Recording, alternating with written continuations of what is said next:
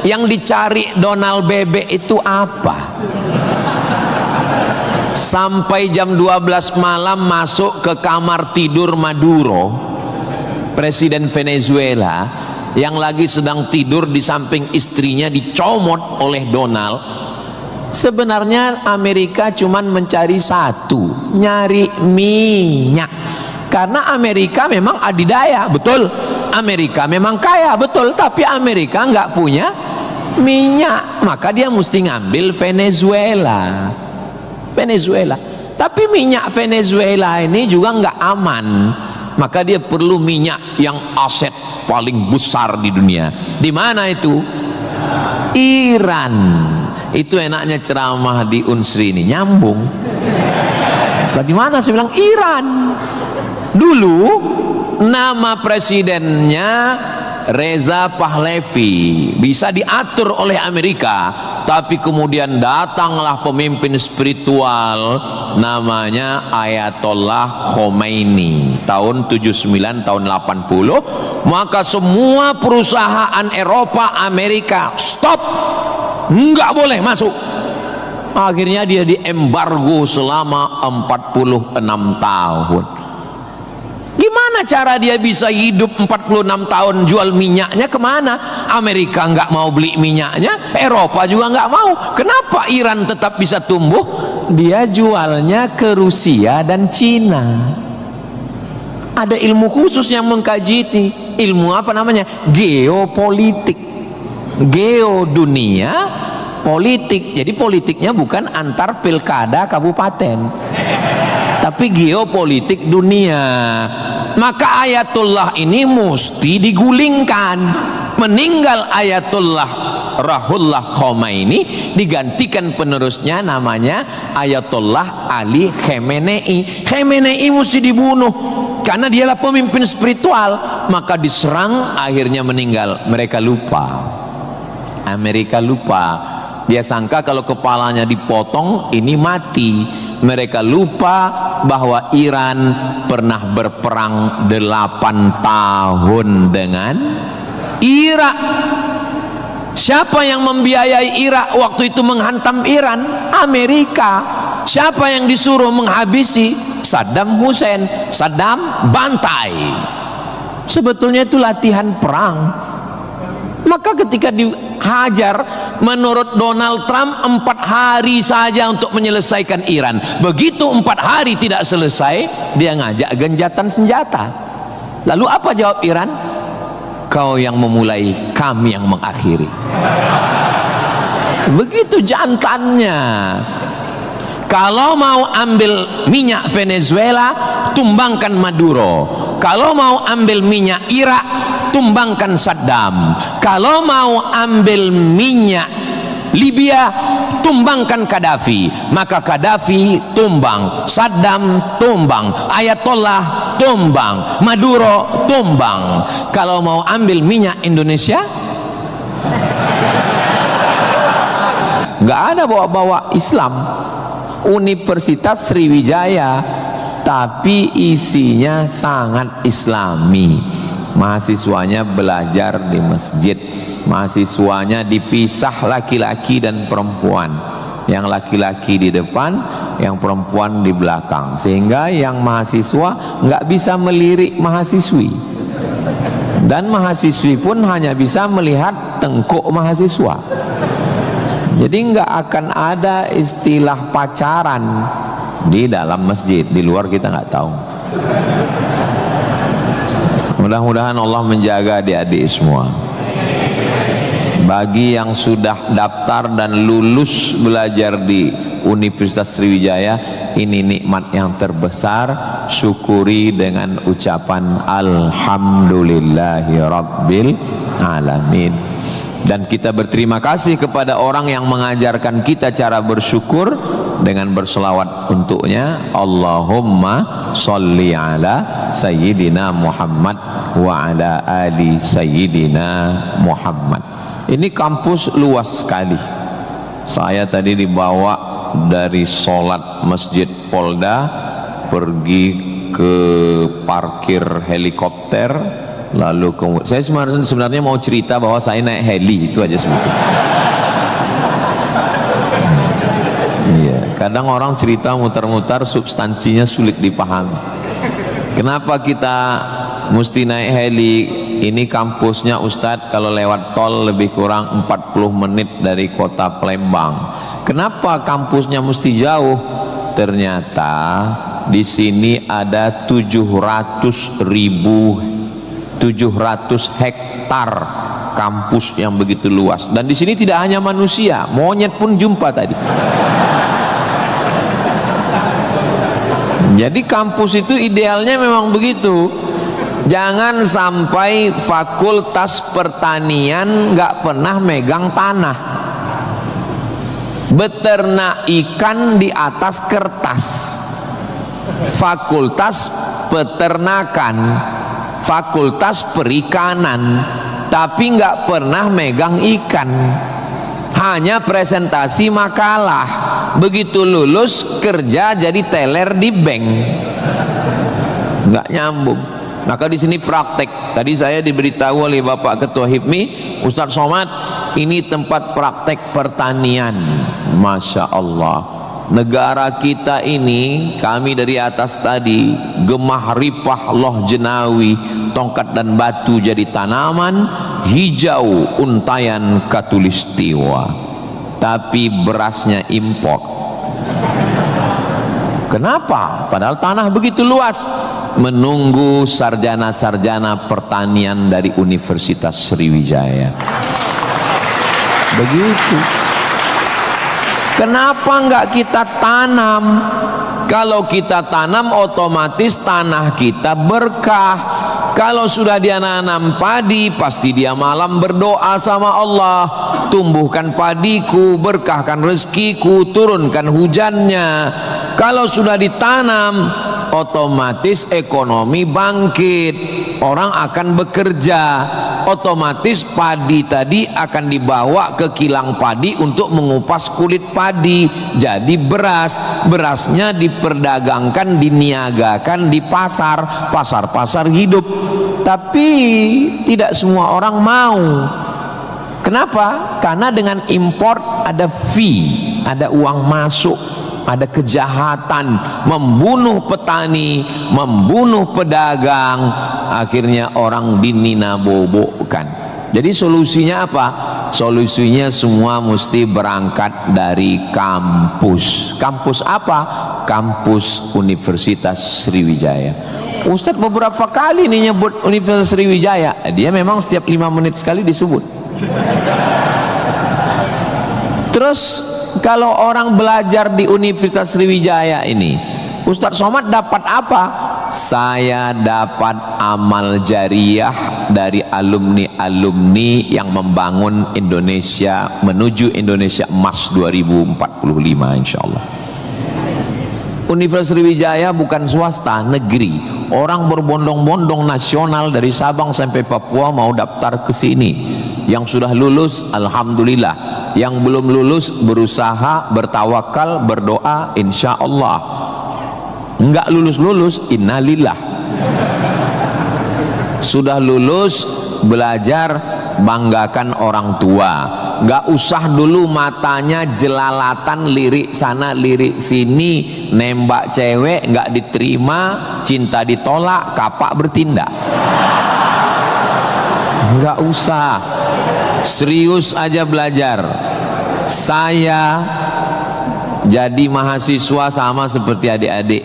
Saya sampai di Kairo 5 September 1998. Belajar 99, 2000, 2001, 2002. 4 tahun saya di Mesir, tidak pernah pacaran sekalipun. Makanya saya ngomong sekarang ringan. Coba kalau saya dulu playboy cap gayung, susah saya ngomong. Jadi apa yang kita rasakan waktu kuliah dulu, ya kita ngomongnya cair aja. Adik-adik jangan pacaran, yang penting kualitas belajar, sibuk menyibukkan pikiran untuk belajar. Terus Ustadz dulu nggak pacaran itu gimana ceritanya? mahasiswa Indonesia 2.400, yang laki-laki 2.100, yang perempuan 300. Saya termasuk yang tereliminasi, kalah dalam persaingan. Tapi kalau kita kalah dari satu sisi, jangan kalah dari sisi yang lain. Saya alhamdulillah untuk masalah pacaran mungkin saya kalah. Saya bukan petualang, saya kurang suka adventure. Tapi dalam masalah belajar saya serius. Di Al-Azhar tidak pakai sistem SKS, dia pakai sistem paket.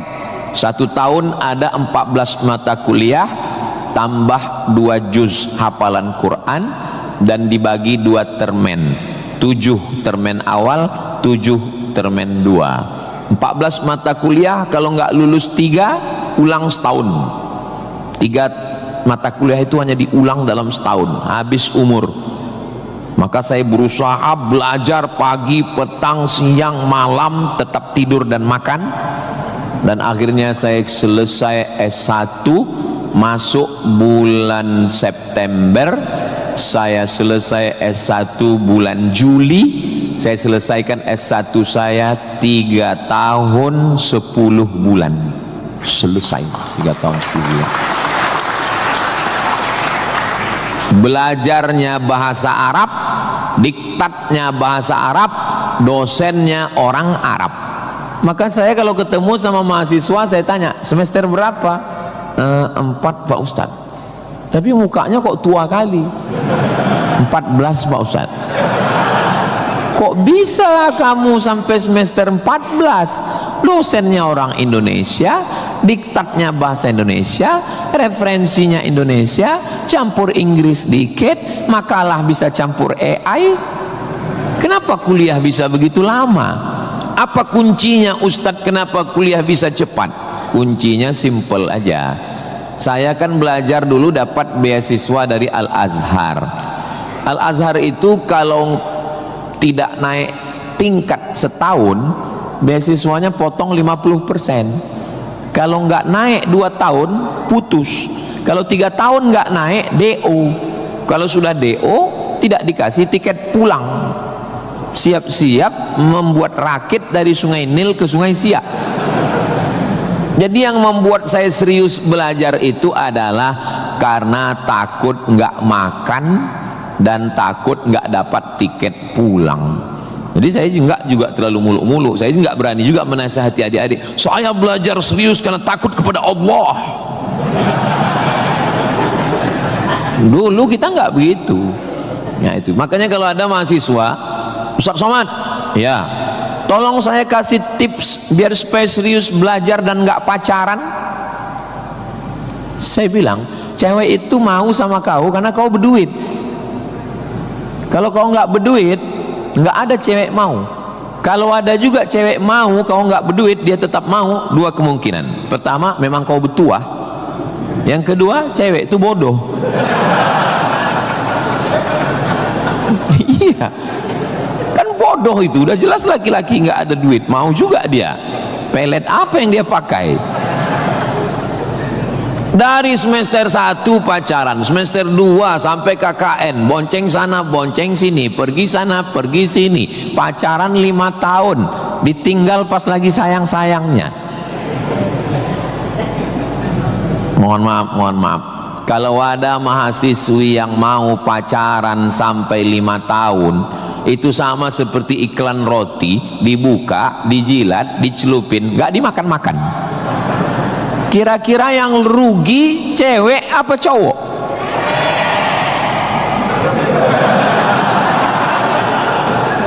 Kalau sudah tahu rugi masih mau pacaran, berarti itu IQ-nya di bawah rata-rata itu. Itu pasti nggak lulus di Unsri itu. Di Universitas Sriwijaya ini orangnya cerdas secara intelektual dan cerdas secara spiritual dan cerdas secara emosional. Cinta, benci, marah, sayang, kecewa, bahagia, itu semuanya adalah emosional. bahwa kamu jatuh cinta. Kalau ada mahasiswa jatuh cinta sama mahasiswi, bersyukurlah, berarti kau nggak homo. Tapi ketika cintamu itu mengalahkan prestasi studi, ingat, orang tuamu bersusah-susah di kampung, kepala jadi kaki, kaki jadi kepala, dia bertani sawah di kampung. Pagi waktu dia mau pergi ke sawah, masih bisa dibedakan mana bapakmu, mana sapi. Begitu pulang sore, sama bentuknya. Tiba-tiba kamu di kampus menjadi foto model, menjadi, nggak usahlah diteruskan, menyakitkan hati. Kenapa ceramah Ustaz Somad ini kok menyinggung saya terus ya? Kunci mendengar ceramah Ustaz Somad itu satu, jangan tersinggung. Ada beberapa orang tersinggung, pulang meninggal.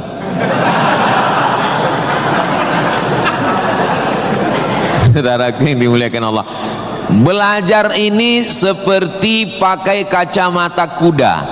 Jadi waktu belajar dulu pakai kacamata kuda, jangan tengok kanan, jangan tengok kiri, fokus ke depan, tentukan arahmu, maka alam semesta akan membantu. Tentukan targetmu, mana last destination, stasiun terakhir yang mau ditarget mana. Setelah itu langkah kena kakimu, karena kau bertuhan, serahkan pada Allah. Bismillahi tawakkaltu ala Allah, la haula wala quwata illa billah. Ustadz dulu cita-citanya apa?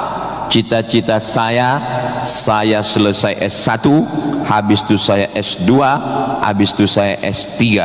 Setelah saya doktor, saya mau jadi dosen, dan setelah nanti dapat duit, saya mau membahagiakan orang tua. Cita-cita saya nggak banyak. Nggak ada cita-cita saya dulu diundang memberikan kuliah umum ke Universitas Sriwijaya, naik helikopter, nggak ada sama sekali. Nggak terpikir di kepala saya, nggak ada terlintas. Cita-cita saya simple, singkat aja. Yang penting kuliah S1, S2, S3, habis itu doktor, jadi dosen, pulang ke kampung, ngajar, membahagiakan orang tua. Makanya waktu saya kuliah di Maroko, saya anak pertama, adik saya anak kedua. Kami cuma berdua adik beradik, saudara kandung laki-laki dua-duanya. Kata adik saya mau nikah. Saya tunggu kamu pulang selesai S2 di Maroko atau gimana? Saya bilang kau nikah aja duluan, karena aku nggak jelas tanggalnya nih kapan. Pulang pun aku belum tentu nikah. Aku masih banyak cita-citaku. Aku masih selesai S2, aku mau S3, aku mau jadi dosen, aku dapat uang, membahagiakan. Kau kalau mau nikah, nikahlah duluan, jangan terhalang karena aku. Alhamdulillah adik saya menikah duluan. Anaknya sekarang sudah gadis, anak perempuan pertama, dan sekarang sudah belajar di Al-Azhar Kairo Mesir. Jadi kita bagi-bagi, kau bahagiakan dengan ibu punya cucu, dan aku membahagiakan dengan kuliahku. Nah, jadi kalau kita mau kuliah, jangan juga kita halangi adik-adik kita yang mau nikah. Nah, jangan sampai kita mau S2, S3, S teler, S cendol, S doger, S bandung, sampai yang di bawah-bawah ini terhalang, terkendala. Nah, tapi insya Allah adik-adik semua sesuai dengan apa spesialisasi kita. Jangan belajar di tempat yang kita nggak minat, nggak suka, akhirnya kita menderita. Kita udah nggak suka bidang ini, tapi karena terpaksa akhirnya menderita, stres, depresi, mati. Apa yang suka? Ini Pak Ustadz, anak saya ini dari kecil memang saya lihat kemana-mana bawa martil Pak Ustadz. Masuk fakultas hukum, jadi hakim konstitusi. Insya Allah. Nggak lulus Pak Ustadz, jadi tukang. Mohon maaf Pak tukang, jangan tersinggung. Karena masjid ini selesai juga karena ada tukang. Anak saya ini kemana-mana bawa jarum suntik Pak Ustadz, fakultas kedokteran. Nggak lulus, pecandu narkoba. Nah, jadi kemana arah kita? Ustadz Somad dulu biasanya anak itu dari kecil sudah kelihatan itu bakatnya kemana. Saya tanya sama emak saya, aku mak dulu kecil kemana arahku? Kau dulu, kata emak saya, kalau kusuruh beli gula sama beli minyak ke warung, nggak pulang-pulang. Kenapa? Cerita sama orang di warung itu. Cerita. Kalau lagi keluar main, dulu itu kalau masuk kelas, jam istirahat itu dulu namanya keluar main. Bapak dulu gitu juga? Berarti udah tua. Anak sekarang nggak tahu, sebaya kita berarti, sama-sama 28 tahun. Masalah umur ini kan bukan masalah angka, tapi masalah rasa. Saya terus terang, kalau di tempat lain saya ceramah saya merasa tua, tapi di Unsri ini rasa semester 7 ini sekarang. Nah itu, maka saya memang minta itu kepada Ustadz Kemas Ali, tolong kalau saya datang ke Sumatera Selatan 5 unsur mesti tercapai. Saya ada ceramah di kantor, alhamdulillah tadi sudah di kantor polisi. Tolong bawa saya ceramah di tanah lapang, tablik akbar supaya semua masyarakat dapat. Yang ketiga, ceramah di masjid supaya ada pengajian yang betul-betul ngaji, biasanya subuh. Yang keempat adalah ceramah di spesialisasi, kadang ceramah di IDI, Ikatan Dokter Indonesia, ceramah di PERADI, Persatuan Advokat Indonesia, kemudian satu lagi di kampus. Kenapa saya minta kampus? Karena kampus ini masa depan. Kalau panti jompo itu masa lalu. Ustaz jangan disebut jompo, kami di sini ada juga yang tua. Saya tidak ada melihat orang tua di sini. Ini hanyalah anak-anak muda yang terjebak di tubuh yang tua. Nah, jadi sebetulnya masalah tua dan muda itu adalah masalah semangat dan perasaan. Kalau semangatnya muda, perasaannya muda, maka disebut dia dengan sumpah pemuda. Padahal yang bersumpah itu orang tua. Tapi karena dia semangat, memang luar biasa Masjid Nabawi Unsri ini. TV-nya 4 di kiri, 4 di kanan. Luar biasa katanya. Kadang kita ceramah di beberapa masjid itu kecil aja TV-nya. Ini sampai 4. Ini menunjukkan anggaran untuk kampus ini memang hebat. Itu luar biasa. Jadi kalau ada orang mengatakan bahwa Sumatera Selatan itu bawahnya itu banyak emas, memang datanglah ke Unsri, memang terbukti atapnya pun emas. Nggak salah itu Pak Ketua HIPMI, memang banyak emas yang perlu digali di Sumatera Selatan ini, dan Unsri sudah mewujudkannya di atas. Siapa yang bisa melakukan bukan eksploitasi, tapi menggali potensi yang ada di alam ini, nah itu adalah mahasiswa. Inna fi khalqis samawati, dalam penciptaan langit, wal ardi, penciptaan bumi, wakhtilafil laili wan nahari, perputaran siang dan malam, la ayat, itu semua adalah ayat-ayat. Apa yang kau tahu tentang ayat? Ayat kursi Pak Ustaz. Apa yang kau tahu tentang ayat? Ayat Al-Quran Pak Ustaz. Apa yang kau tahu tentang ayat? Ayat-ayat cinta Pak Ustaz. Ayat semesta. Inna fi khalqis samawati, penciptaan langit, dipikirkan dengan akal, muncul ayat, namanya ayat kauniyah, ayat semesta yang dikaji satu fakultas khusus, namanya fakultas astronomi, bukan astrologi. Yang perlu dipelajari itu astronomi, bukan astrologi. Kalau yang astrologi itu, Anda lahir bulan April, bintang Anda Taurus, jangan jatuh cinta dengan Pisces. Karena kalau ikan jatuh cinta dengan kambing, nanti tinggalnya di mana? Buang-buang waktu aja itu, nggak usah dikaji. Tapi ketika berpikir tentang astronomi, tentang ilmu langit, maka umat Islam sudah lama mengkaji itu yang disebut dengan ilmu falak. Ilmu falak itu yang dipakai oleh Badan Lembaga Hisab dan Ru'yah. Hisab artinya perhitungan, menghitung bagaimana tingginya matahari, bulan di atas ufuk. Kenapa terjadi persimpangan antara NU dengan Muhammadiyah tentang penetapan 1 Ramadan dan 1 Syawal? Itu berawal dari titik astronomi.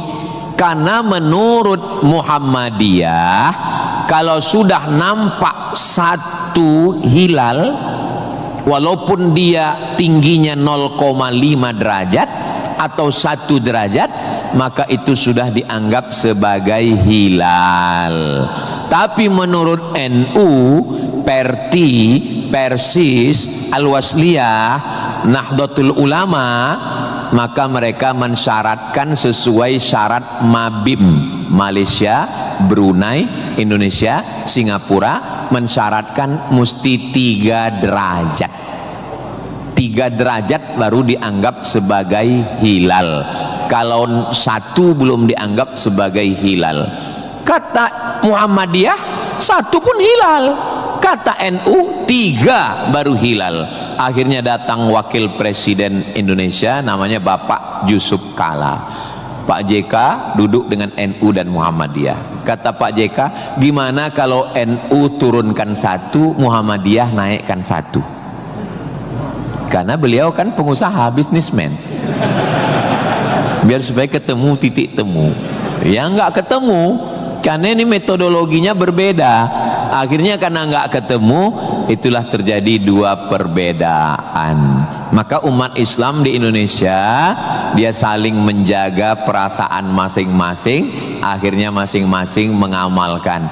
Yang 1 dengan 1 derajatnya, dengan 0,2-nya, yang 1. Dan nanti akan terulang lagi pada tanggal 20. Pada tanggal 19 hari Kamis 19 Maret itu nanti satu Indonesia akan mengeluarkan teropong untuk melihat astronomi, apakah nampak anak bulan atau tidak. Di Riau itu teropongnya dibeli dulu harganya 50 juta. Sejak dibeli sampai sekarang nggak pernah nampak hilal. Ustaz kok tahu? Teman saya kebetulan salah satu yang bekerja di situ. Dia pernah posting gambar melihat teropong. Saya tanya, apa yang nampak? Dibilangnya gaji 13 katanya.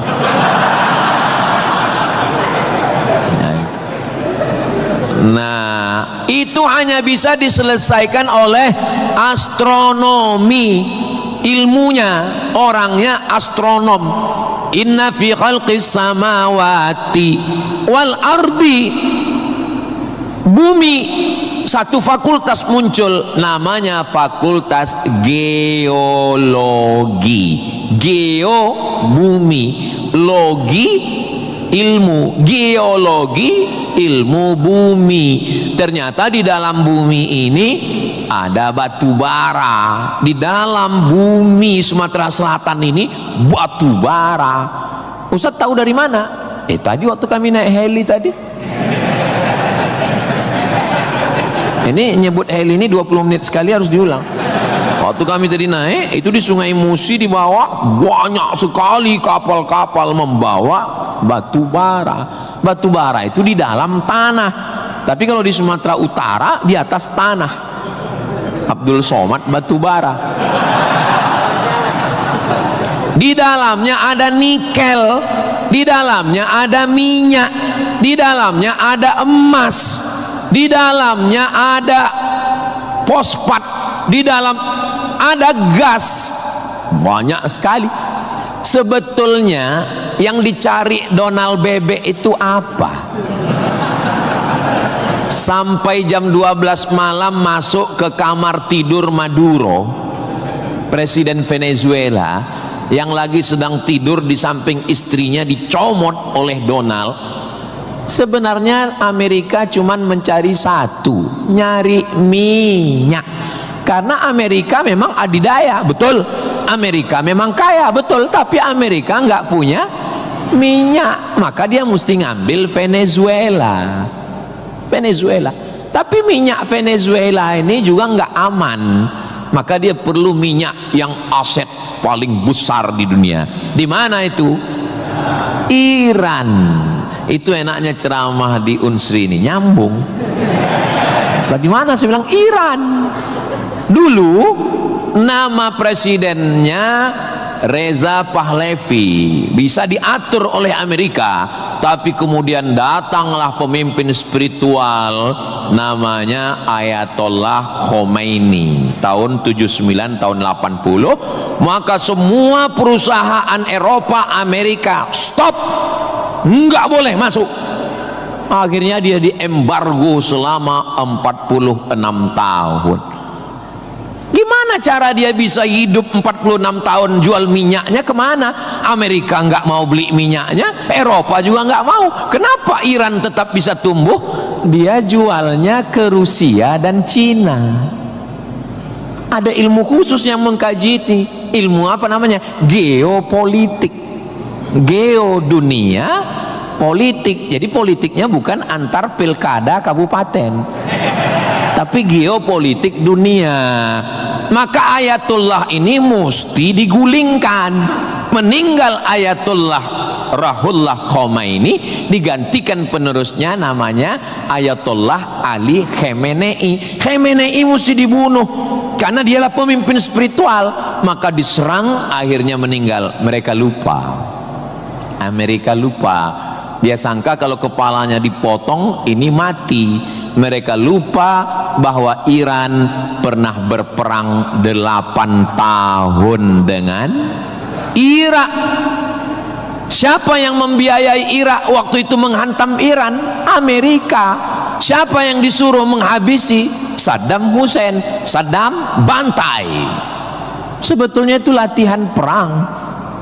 Maka ketika dihajar, menurut Donald Trump 4 hari saja untuk menyelesaikan Iran. Begitu 4 hari tidak selesai, dia ngajak genjatan senjata. Lalu apa jawab Iran? Kau yang memulai, kami yang mengakhiri. Begitu jantannya. Kalau mau ambil minyak Venezuela, tumbangkan Maduro. Kalau mau ambil minyak Irak, tumbangkan Saddam. Kalau mau ambil minyak Libya, tumbangkan Gaddafi. Maka Gaddafi tumbang, Saddam tumbang, Ayatollah tumbang, Maduro tumbang. Kalau mau ambil minyak Indonesia,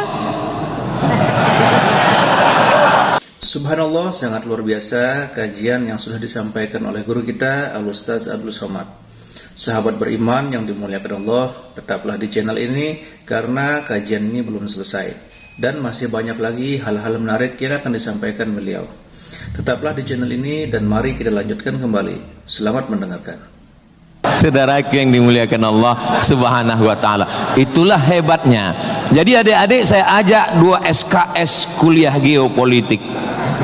Kenapa untuk mengambil minyak Venezuela mesti ditumbangkan Maduro? Kenapa untuk mengambil minyak Baghdad Saddam mesti ditumbangkan? Kenapa untuk mengambil minyak Libya Gaddafi mesti ditumbangkan? Kenapa Indonesia nggak ada yang ganggu? Karena di Indonesia nggak tumbang pun minyaknya udah dapat. Saudara yang dimuliakan Allah Subhanahu wa taala. Sebetulnya dulu nggak tahu adik-adik belajar sejarah gimana. Tapi kalau saya dulu belajar sejarah, Belanda datang ke Indonesia ingin mencari rempah-rempah. Kayu manis, buah pala, merica, ketumbar. Kita pun waktu itu bingung. Nanya sama guru SD, ya, Belanda kesini naik kapal kayu jauh-jauh dari Amsterdam, 3 bulan naik kapal cuman mau cari rempah. Iya katanya. Sekarang baru kita tahu mereka bukan nyari rempah, nyari minyak. Ini udah di kapling-kaplingnya. Papua emas, Sulawesi nikel. Ada satu pulau namanya Pulau Emas, Swarna Dwipa. Swarna Dwipa artinya pulau emas, nama lain dari Sumatera. Dulu ketika Portugis, ada satu negara namanya Portugal. orangnya namanya Portugis. Portugis dengan Portugal itu sama, cuman beda nama negaranya Portugal, orangnya Portugis. Portugal itu bukan persatuan orang tua gatal. Mereka inilah yang datang untuk mengambil cengkeh ke Tidore dan Ternate, Sumatera, Kalimantan, Sulawesi. Antara Sulawesi dan Papua ada kerajaan kecil Tidore dan Ternate. Tanaman yang mereka cari adalah cengkeh, karena cengkeh hanya tumbuh di Tidore dan Ternate. Ketika mereka ambil bibit cengkeh mau ditanam di Eropa, musim dingin mati. Indonesia ini potensinya luar biasa. Tidak ada negara miskin, yang ada adalah negara salah kelola. Ustaz sedang bicara Indonesia? Tidak, negara kita kaya. Saya bicara tentang Konoha. Maka saya tidak pernah pesimis, saya selalu optimis. Makanya walaupun ini bulan puasa, lapar, tapi suara saya menggelegar kan? Karena saya di kampus Unsri, maka saya semangat. Tapi seandainya ceramah siang jam 2 habis khutbah Jumat ini bukan di Unsri, tidak begini isi ceramah saya. Paling saya, marilah kita banyak ingat mati. Ini bulan Ramadan, mari kita banyak-banyak beristighfar, kita mengejar Lailatul Qadar. Tapi saya sedang bicara tentang masa depan. Saya bicara dengan mahasiswa, mereka yang akan melanjutkan tongkat estafet perjuangan ini. Saya yakin dan percaya bidang pertanian sudah, peternakan sudah, geopolitik mereka sangat paham, dan masalah spiritual batinnya mereka dididik di dalam Masjid Nabawi. Mereka diingatkan tentang 3. Adik-adik belajar agama ini nggak usah repot, nggak usah ribet, nggak usah jelimet. Yang penting di dalam hati itu ada 3. Pertama, akidah. Wujud qidam baqa mukhalafatu lil hawadisi qiyamuhu binafsihi wahdaniyah qudrat iradat ilmun sama basar kalam sifat 20. Ini akidah kita Imam Abul Hasan Al-Asy'ari. Yang kedua, setelah akidahnya mantap, dia mau beribadah. Gimana caranya beribadah? Rukun, syarat, wajib, sunat. Inilah yang kedua, namanya fikih. Belajar fikih solat, belajar cara wudu, cara tayamum yang membatalkan solat. Tapi dua-dua ini nggak ada maknanya. Ibadahnya nggak bermakna, akidahnya nggak bermakna kalau tidak ada yang ketiga. Yang ketiga adalah akhlak, sopan santun, tata krama, budi bahasa, menghormati orang tua, memuliakan dosen. Saya sangat bisa untuk ceramah berdiri naik di atas ini, bisa. Kalau mau saya tadi minta sama panitia, Pak panitia izin saya mau naik ke atas, boleh. Lalu kenapa saya nggak naik ke atas? Karena saya segan tapak kaki saya di atas kepala Pak Rektor.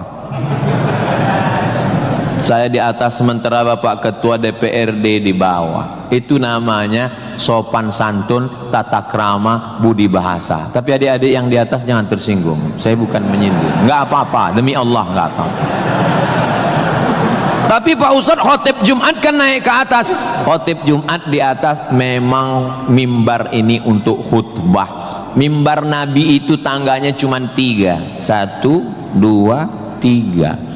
Maka kalau definisinya lebih dari yang dibuat Nabi adalah bid'ah, inilah mimbar yang bid'ah. 1, 2, 3, 4, 5, 6, 7, 8. Mimbar Nabi cuma 3. Sekarang orang belajar agama bukan mau menggali potensi agama, tapi hanya cukup dengan 5 jari. Jika tidak ada zaman Nabi, bid'ah. Apa ini? Orang mondok 7 tahun, belajar lagi di Al-Azhar, belajar lagi di Darul Mustafa Yaman, belajar lagi di Al-Ahqaf. terbang Syekh Syafiq dari Qudratullah, terbang ke Yaman belajar agama, bahasa Arab, nahwu, sharaf, balaghah, mantik, bayat, ma'ani. Ada orang ngaji cuman 5. Kalau tidak dibuat Nabi bid'ah. Hari pertama ngaji online, hari kedua mulai membid'ahkan orang lain. Ini pemiskinan ilmu, dan orang-orang beginilah yang mau diadu domba. Jangan mau diadu domba, karena kita bukan domba. Maka siapa yang mau diadu domba nanti disembelih waktu Idul. Saudaraku yang dimuliakan Allah Subhanahu wa taala. Jadi belajar agama itu penting. Kalau di universitas agama Islam memang dia ada pelajaran yang begitu banyak, tapi di universitas umum mereka belajar 2 SKS, 16 tatap muka, potong mid semester, potong pertemuan pertama, potong libur banjir, asap dan mati lampu. Hanya tinggal 5 pertemuan. Apa yang bisa diambil dari situ? Tapi saya optimis di Palembang, di Sumatera Selatan, orang tidak hanya ngaji di kampus tapi juga ngaji di masjid. Bulan Ramadan ini pengajian penuh, kultum subuh, kultum duha, kultum zuhur, kultum asar, kultum menjelang berbuka, kultum habis isya menjelang tarawih, tambah malam 10 terakhir kultum iktikaf. Maka ada namanya madrasah Ramadan. Kira-kira selesai Ramadan ini apa yang bertambah? Alhamdulillah Ustaz Somad, selesai berRamadan ini ada 5 yang bertambah. Apa dia? Berat badan, kolesterol, gula darah, diabetes, asam lambung. Mudah-mudahan selesai Ramadan ini kita sehat walafiat semuanya insyaallah. Ustaz Somad ceramahnya jangan lewat dari jam 2.30. Kenapa? Karena kalau lewat Ustadz ditinggalkan helikopter. Begitu arahan tadi. Saya sebetulnya mau berlama-lama dengan adik-adik sekalian, karena saya nyaman ceramah di Unsri ini. Tapi apalah daya, memang sedap makan ikan gulama, dimakan sambil nonton Harry Potter.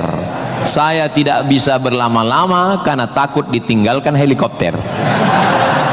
Itulah yang dapat saya sampaikan pada kesempatan yang baik dan mulia ini. Adapun tepuk tangan yang kurang semangat saya maklum karena lapar semuanya. Kepada Bapak Rektor dan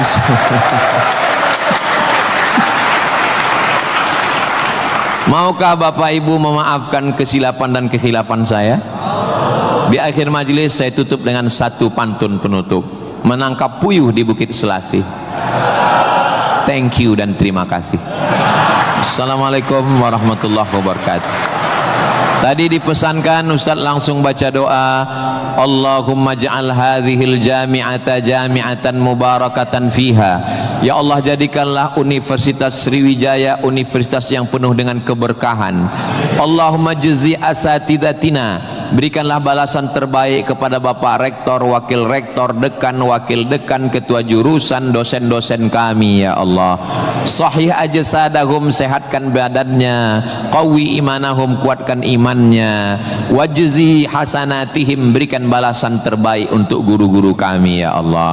Allahumma hafaz abna'ana wa banatina, adik-adik mahasiswa-mahasiswi kami, jaga hati badan mereka dari fitnah akhir zaman ini ya Allah. Allahumma ja'al hadzal balada baladan amina, jadikanlah Sumatera Selatan Indonesia baldatun thayyibatun wa rabbun ghafur. Allahumma dafa'anal ghala wal waba wal fahsya wal riba waz zina, selamatkan dari malapetaka, bencana riba, zina, narkoba, perbuatan keji dan mungkar. Allahumma ansur ikhwanana al mujahidin al mustad'afina fi Palestin, tolong saudara kami yang sedang teraniaya di Palestina ya Allah. Rabbana taqabbal minna, terimalah salat kami, puasa kami, qiyamul lail kami, kami, tahajud kami, zikir kami, khataman Quran kami. Wa tammim taqsirana, sempurnakan segala kekurangan kami. Waqtim bis salihati a'malana, tutup umur kami dengan husnul khatimah. Kama jama'tana fi hadzal majlisil mubarak, sebagaimana engkau kumpulkan kami di majlis ilmu, di tempat terbaik, di waktu yang baik, dengan ibadah yang baik. Kumpulkan kami nanti di surga bersama Nabi Muhammad sallallahu alaihi wasallam.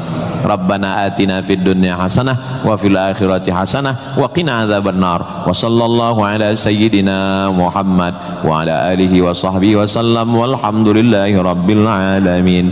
Taqabbalallahu minkum minna wa minkum taqabbal ya karim. Alhamdulillah, demikianlah kajian penuh ilmu, hikmah dan manfaat yang sudah disampaikan oleh guru kita Al-Ustaz Abdul Somad.